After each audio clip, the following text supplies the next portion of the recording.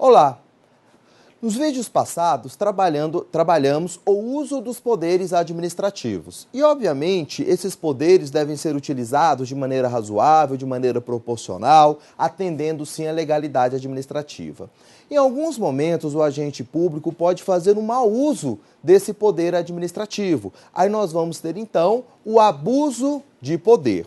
O abuso de poder é um gênero que nós vamos trabalhar em 3 espécies. Nós vamos ter o excesso de poder, que lá na sua prova pode vir como excesso de competência, o desvio de finalidade, que pode vir na sua prova como também desvio de poder, e a omissão, que para a doutrina moderna representa, sim, uma espécie do gênero abuso de poder. Lembrando que, dependendo da gravidade do fato, o agente público, o autor do abuso de poder, pode ser até então demitido do serviço público. Nós temos ali a advertência, a suspensão e a penalidade mais severa, no caso, é a demissão do agente público. Vamos aqui, tá? Vamos ao nosso quadro, eu coloquei até um texto aqui do professor Lopes Meireles. Então, para ele, Lopes Meireles, tanto a ação, manifestação de vontade da administração, quanto a omissão, resulta de um não agir, pode ensejar em abuso de poder. O silêncio da administração é conduta omissiva. Logo, quando ofende direito individual ou coletivo dos administrados ou de seus servidores, sujeita-se à correção judicial e reparação decorrente da sua inércia. Então, lembrando, então, que a omissão também é uma modalidade, é uma espécie de abuso de poder. Vamos aqui. Primeira modalidade que nós vamos trabalhar é o excesso de poder ou excesso de competência. Embora o agente público competente para praticar atividade administrativa, competente para praticar o ato, ele excede os limites de sua competência. Então, embora competente, ele pratica um ato além que exorbita o limite de sua competência. Vamos aqui um exemplo bem tranquilo que eu tirei da Lei 8.112. Consta lá na lei que o chefe imediato do servidor pode aplicar a sanção de suspensão se for até 30 dias. Então, o chefe imediato pode aplicar uma suspensão de até 30 dias. Mas vamos considerar que determinado chefe acaba ali aplicando uma suspensão de 50 dias. Daí nós vamos ter, então, o abuso de poder na modalidade excesso de poder ou excesso de competência. Ou seja, embora competente para praticar atividade administrativa, ele excedeu os limites desta. Nós vamos ter também o desvio de poder, que lá na sua prova pode vir também como desvio de finalidade. Aqui vai atingir o elemento finalidade do ato administrativo. Ou seja, ocorre quando o agente público se desviar-se daquela finalidade pública, ou seja, o ato não foi para atender o interesse público, e sim o interesse privado, o interesse particular, que prejudica ao interesse público. É muito comum, em prova de concurso, diversas bancas, tratar do tema remoção conjuntamente com o desvio de finalidade. Vamos lá, a remoção é um instituto lícito que tem previsão na Lei 8.112, que é o regime jurídico dos servidores públicos civis. E a remoção é para reorganizar a lotação dos agentes públicos, ou seja, dos servidores públicos. Só que vamos imaginar que determinada autoridade remova um subordinado com o intuito de prejudicá-lo, com o intuito de aplicar alguma penalidade. Aí nós vamos ter um claro exemplo de abuso de poder na modalidade desvio de poder. Por quê? A atividade, o ato, a motivação não foi legal, ou seja, o ato não foi praticado para atender o interesse público e sim para prejudicar aquele servidor. E vamos ter também a omissão. O que representa? É o não fazer da administração pública quando deveria ser feito. Então, a omissão é a abstenção, que a abstenção não representa a prática de ato administrativo, nós já trabalhamos isso anteriormente, mas a omissão é caracterizada, sim, como abuso de poder. Vamos aqui no nosso quadro, então. Coloquei para a gente excesso de competência, ou excesso de poder. Então, ocorre quando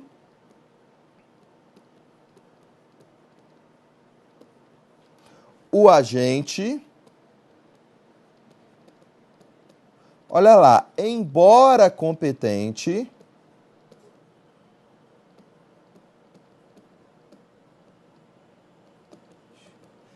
excede os limites dessa. E o desvio de finalidade ocorre quando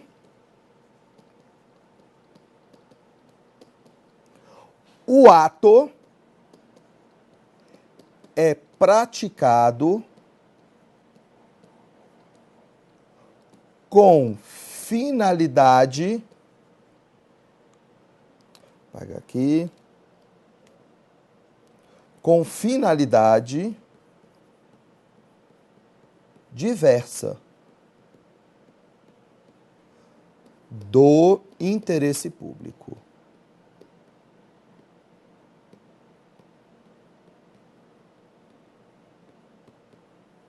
Ok? Vamos lá. Nós temos que relembrar, sim, os elementos do ato administrativo: competência, finalidade, forma, não é isso? O motivo. Vou colocar aqui embaixo o objeto, ok? O objeto do ato. O vício, excesso de competência, vai atingir o elemento competência do ato administrativo. Embora competente, ele pratica um ato que excede os limites de sua competência. Já o desvio de finalidade, olha lá, vai atingir a finalidade do ato administrativo. Ou seja, o ato, né, não foi praticado ali para atender a finalidade pública, para tutelar o interesse público. Interessante que tanto o excesso de poder quanto o desvio de finalidade, inicialmente vai gerar o quê? A anulação do ato administrativo. Ah, professor, mas tem a possibilidade de convalidação. Aí é uma outra situação, tá bom? Porque nós falamos que a convalidação é exceção. Em regra, esses atos aqui, eles devem ser anulados, tá bom? A omissão representa abstenção, né? Por isso que não vai atingir nenhum elemento do ato, porque é justamente a não prática do ato administrativo. Vamos trabalhar agora algumas questões. Eu trouxe aqui algumas questões. Vamos agora ver como que isso tudo está caindo em prova de concurso. Vamos lá. Primeira questão diz assim: na lição Geri Lopes Meireles, os poderes administrativos nascem com a administração e se apresentam diversificados segundo as exigências do serviço público, o interesse da coletividade e os objetivos a que se dirigem. Esclarece o renomado administrativista que, diferentemente dos poderes políticos, que são estruturais e orgânicos, os poderes administrativos são instrumentais. Então, são instrumentais, são instrumentos que a administração pública utiliza para percorrer os seus fins. Uma adequada correlação entre poder administrativo citado e a sua utilização pela administração é, vamos lá, letra A. O poder disciplinar possibilita a autoridades administrativas a prática de atos restritivos de direitos individuais dos cidadãos, nos limites previstos em lei. Aqui está errado. Poder disciplinar, com fundamento no poder disciplinar, a administração pode aplicar o quê?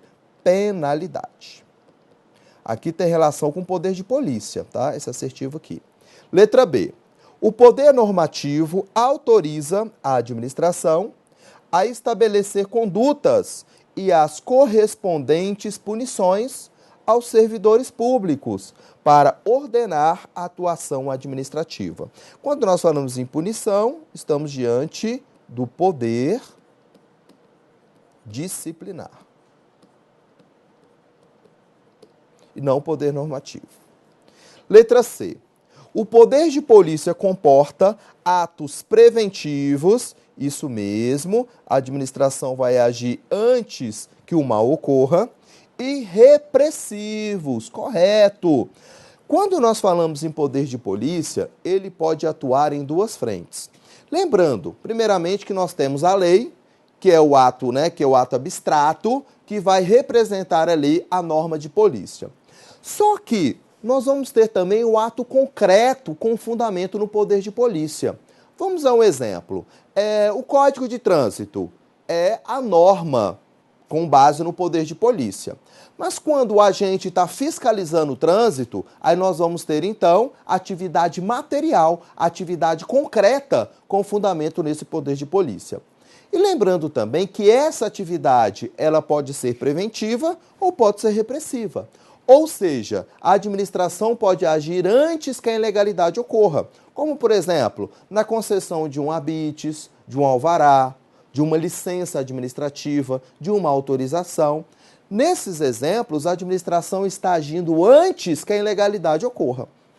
Mas também a administração pode agir no momento que a ilegalidade está ocorrendo, como, por exemplo, no recolhimento de alimentos impróprios para o consumo. A administração está agindo de maneira repressiva, na interdição do estabelecimento comercial. Então, a atividade de polícia ela pode ser tanto preventiva, ou seja, anterior à ilegalidade, ou pode ser no momento que a ilegalidade está ocorrendo, que nós chamamos de atuação repressiva do poder de polícia. Vamos lá então, a letra C diz isso daí, ó. O poder de polícia comporta atos preventivos e repressivos, perfeito, exercidos pela administração para condicionar, impor condições ou restringir atividades ou direitos individuais no interesse da coletividade. Então, essa questão está perfeita, hein? Então, o gabarito correto é a letra C. Mas vamos trabalhar, né, as outras alternativas. A letra D diz assim: o poder regulamentar atribuído pela Constituição Federal, ao chefe do Poder Executivo, autoriza a editar normas autônomas em relação a toda e qualquer matéria de organização administrativa e complementares à lei em relação às demais matérias. Olha lá, obviamente, com fundamento no poder regulamentar, né, especificando aqui no caso o decreto autônomo, o chefe do Poder Executivo não pode trabalhar, no caso, estabelecer toda e qualquer matéria de organização. Como, por exemplo, se tratar ali da criação ou extinção de órgãos públicos, aqui nós já vamos ter, né, não há essa possibilidade. Também qualquer alteração que acarrete novas despesas, também não pode ocorrer perante ali o poder regulamentar. Quando nós falamos em poder regulamentar, nós já trabalhamos isso anteriormente, representa o quê? Câmera, por favor. Representa, então, a possibilidade da administração pública em editar decretos. Ô, câmera, por gentileza, o que representa, então? A possibilidade da administração pública, ou seja, do chefe do Poder Executivo, editar decreto. Então, nós vamos ter aqui, vamos aqui à nossa tela, nós vamos ter o poder regulamentar, que representa a prática de decreto, ok? Mas olha que interessante, a doutrina fala também do denominado poder normativo, especificamente a professora de Pietro. Para a professora de Pietro, o poder normativo, olha a expressão, representa a prática de ato normativo. Então, o poder normativo ele é mais abrangente do que o poder regulamentar, porque nós vamos ter outros atos que não vão estar inseridos dentro do poder regulamentar. Vamos aqui à tela de novo, ó. Então, eu vou colocar aqui como sendo poder normativo. Poder normativo representa a edição de decreto, ou seja, representa a edição de ato normativo. Mas também regimento interno, olha lá,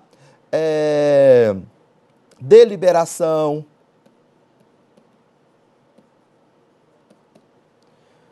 resolução e portaria. Mas não é qualquer portaria, deve ser uma portaria geral, ok? Então, vamos lá. O poder normativo, ele é mais abrangente, ó. O poder normativo está aqui. Dentro do poder normativo, nós vamos encontrar quem? O poder regulamentar, que representa apenas a competência de editar decreto. Tá vendo a diferença? Então, podemos afirmar na nossa prova que o poder regulamentar está dentro, sim, do poder normativo. Tá vendo? O poder normativo, ele é mais abrangente, ele é lato sensu. E o poder regulamentar? Estrito sensu, porque é apenas aqui a competência para editar decreto administrativo, tá bom? Então a letra D está errada, vamos à letra E, diz assim: o poder hierárquico autoriza a aplicação de penalidades aos servidores. Não é poder hierárquico, é poder disciplinar. Ok, vamos continuando. Então, letra C, alternativa correta. Vamos lá, a próxima questão. Diz assim: a faculdade de que dispõe a administração pública para condicionar e restringir o uso e gozo de bens, atividades e direitos individuais em benefício da coletividade ou do próprio Estado, como a conceitua Eli Lopes Meireles, é conhecido tecnicamente como. Aqui está bem tranquilo, não é isso? Ficamos com a letra A, o poder de polícia. Nas minhas aulas presenciais, eu sempre utilizo esse conceito do professor Lopes Meireles, que eu acho melhor. E por coincidência, eu já tinha formatado já a parte teórica, depois eu vou atrás de algumas questões. E por coincidência aqui, consegui, a prova de juiz para o Estado do Estado de São Paulo, o último concurso que nós tivemos, para juiz substituto, cobrou justamente o texto do professor Lopes Meireles, achei bem interessante. Vamos lá à próxima questão. Então, gabarito, a letra A. Vamos lá, prova da OAB, diz assim: a Secretaria de Defesa do Meio Ambiente do Estado X lavrou auto de infração combinando multa no valor de R$ 15.000 à empresa Explora, em razão da instalação de uma saída de esgoto clandestina em uma lagoa naquele estado. Então, uma multa ambiental. A empresa não impugnou o ato de infração lavrado e não pagou a multa aplicada, não fez o pagamento. Considerando o exposto, assinale a alternativa correta. Vamos lá. Letra A. A aplicação de penalidade representa o exercício de poder disciplinar. Aqui já está errado, não é isso? Poder de polícia. Poder de polícia. E não poder disciplinar. Letra B. A aplicação de penalidade representa exercício do poder de polícia, perfeito, e autoriza a apreensão de bens para a quitação da dívida.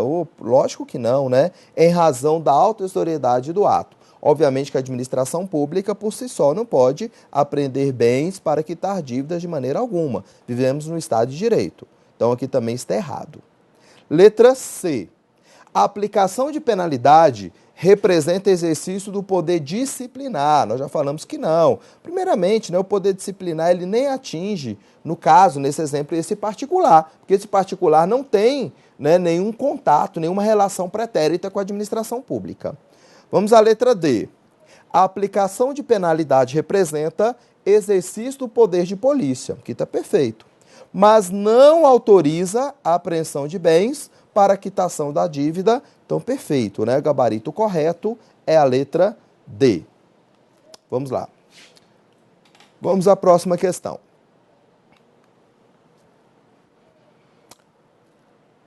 Com base na jurisprudência do STJ, julgue o item seguinte. Segundo entendimento já consolidado no âmbito do STJ, a quitação de multa de trânsito vencidas não pode ser condição para a liberação de veículo regularmente apreendido.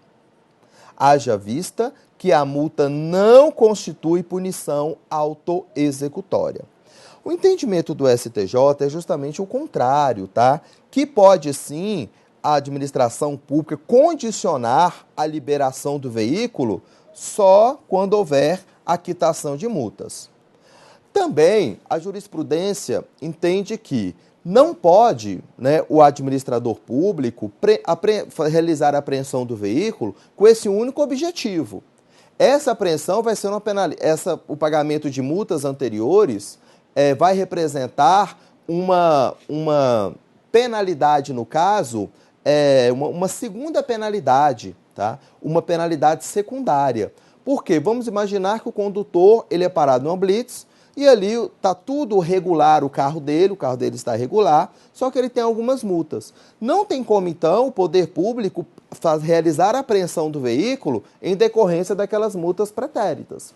Agora, vamos considerar que o carro seja apreendido porque está sem um equipamento ali necessário. Aí sim, quando esse carro for apreendido por essa outra situação, o Detran pode muito bem condicionar a liberação desse veículo ao pagamento das antigas multas. Como eu falei, esse pagamento das multas é uma pena acessória, tá? A penalidade principal, o fato principal, foi a apreensão do veículo por outras situações, por outras razões. Então, gabarito errado. Eu trouxe aqui pra gente, ó, isso anda caindo bastante, viu? Então, relatora ministra Eliana Calmon, ementa processual civil, infração de trânsito, exigência do pagamento da multa como pressuposto da restituição do veículo, retido por força de medida administrativa. Vamos aqui. Na aplicação de sanções administrativas, o Código de Trânsito Brasileiro, que é a Lei número 9.503, tem ensejado controvérsias, merecendo sistematização a partir da jurisprudência do STJ. Vamos lá. Nos termos da súmula 127 do STJ, não é lícito condicionar a renovação de licença de veículo ao pagamento de multa antes da notificação. Vamos lá, letra B. Também não é lícito a retenção do veículo como forma de coagir o proprietário a pagar a pena de multa. Então, só para ocorrer uma correção, não pode. Diferentemente, olha o que interessa para a gente agora, é a hipótese de apreensão do veículo como modalidade autônoma de sanção, vamos lá, contemplada no artigo 262 caput parágrafo do CTB, em que a retenção do veículo pode prolongar-se até que sejam quitadas as multas e demais despesas decorrentes da respectiva estada no depósito. Eu trouxe aqui também súmula 510 do STJ, que diz assim: a liberação de veículo retido apenas por transporte irregular de passageiros não está condicionada ao pagamento de multas e despesas. Finalizamos, então, o tema poderes administrativos, conjuntamente aqui com abuso de poder. Espero que você tenha entendido todos os propósitos aqui dos nossos encontros, nossos vídeos. E vamos voltar aí com um novo tema interessante, tá, para você. Sucesso aí, né, nos estudos. Parabéns pela dedicação. Até o próximo vídeo.